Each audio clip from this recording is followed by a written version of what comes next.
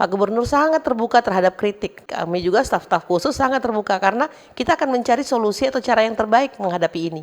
Nah, jadi dengan kritik-kritik ini yang kita tahu bahwa semua kita pada dasarnya punya tujuan yang sama untuk mensejahterakan masyarakat, kita juga punya daya saing yang bagus, hanya caranya yang berbeda.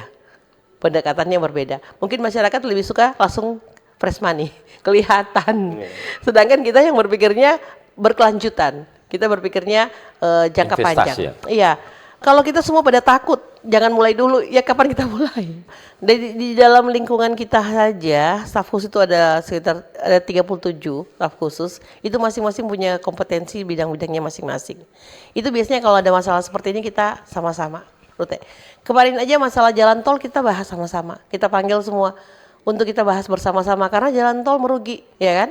Nah, ternyata ada kebijakan-kebijakan lain yang loss. Kita masyarakatnya tahu cuman masalah jalan tol ini merugi karena pemerintah tidak peduli. Bukan pemerintah yang mana dulu, melewati kabupaten kota, keberpihakan, kemudian servis, kemudian penyediaan fasilitas yang ada di dalam jalan tol juga harus dipenuhi. Jadi banyak aspek dan saya akademisi, saya terus terang aja bicara belak-belakan. Jujur-jujur saja dalam penerbangan rute ke manapun yang kita disampaikan di imigrasi, mau ke Incheon, kemudian ke Korea ya, kemudian ke tempat-tempat yang lain, ke Jepang atau dibuka lagi. Berarti itu kita sudah hitung.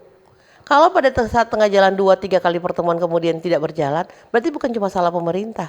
Karena ini kan stakeholder, semua harus terkait. Seperti itu.